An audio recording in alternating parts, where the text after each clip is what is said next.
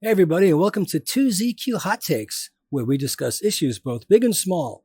I am your host, the very handsome Tim Kirk, and this time I'll be talking about Firsts, Part 2, a kind of sequel to my pod from June 2020, 2ZQ69, My First Times. I'll start right off. First gay book. I know it's not New York, but most of us who grew up in the metro area had to read it. A separate piece. Subtext is still hotly debated by academics and non-academics alike. First gay bar. Boots and saddle. I was scared stiff. First gay baths. Big Apple baths. Walked up the stairs past that mural. The Talking on Tone musical score playing in the background. Clueless, but instincts took over. That hot tub scared me. First time I ever saw a sling being occupied. First time I was ever offered money. I rejected the offer. I continued to reject monetary offers. First gay restaurant. Serendipity. Cute, flirty boy waiters. Late 70s. Oh my. First gay mentor. Another boy my age from the same Catholic all-boys high school on Long Island we attended. We were 16. He was beautiful. Blonde hair, bleached blonder because he was on the swim team. Emerald green eyes and bee-stung lips. He was already way ahead of me and was having adult relationships. He seemed so poised and unaffected. He would amble over to me in between classes and murmur me a clue and a subtle hint here and there and keep moving. He sadly passed from AIDS in 1987. I owe him so very much. First New York cruise. Penn Station men's room. My eyes bugged out of my head when the hot, muscular ginger about my age, wearing a gray suit, stepped back from the urinal to be friendly. 1978. First gay kiss that rang the bell. A boy about my age, 19, late bloomer. Same physique, size, and we were both into each other. It was in a bar. I forget which one.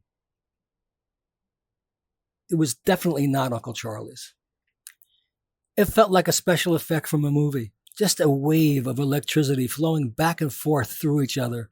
Our bodies were entangled. When that prolonged, incredibly satisfying kiss was over, my gayness came into sharp focus, and I realized how awesome it was to be gay. Much different than it had been up until then. Up until then, it had been the intense desire to be gratified with and by other guys and fantasize about them. I never knew his name. I never saw him again. Never felt that ecstatic, intoxicating, rapturous exchange of sensuality before that very moment. New York City became even more magical to me. First gay beach. Fire Island. Grew up on Long Island, so no big deal. First gay job. Waiter. Tended bar. I had been a short order cook. I even flipped burgers at Tobay Beach, next to the now infamous Gilgo Beach, and eventually graduated from culinary school. Thought I would be a saucier, but wound up taking pastry gigs more often than not. That was a pretty stereotypically gay role, especially in those days.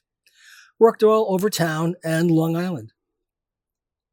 First gay ghosting. Early 80s jerk near Union Square. He led me on. We played phone tag for days. Eventually coordinated meeting up using phone booths along the way we did back in those days. He picked up thinking I was another guy. He hung up. I innocently called back. He cursed me out. I was stung. First time I knew AIDS was serious. I was in my towel, cruising the New York club on First and First. An older guy, in his 30s, was sitting in his room with the door open, and he had printed materials on the little table next to his bed. The lights in his room were up. He asked me if I knew about GRID, AIDS, gay cancer. He gave me a lecture and handed me printed materials. He quizzed me, told me never to be ashamed of myself and be responsible. I felt so awkward. I understood him right then and there, but my priorities were elsewhere. So it took me more than a few minutes for it to click and stop being selfishly interested in orgasms and become selfishly interested in remaining alive. Shortly after that, there was no more ambient body heat in the bathhouses. My feet stayed cold. It was over. Well, that's about it for firsts. Thanks for listening. See you next time. And as the kiddies say, peace out.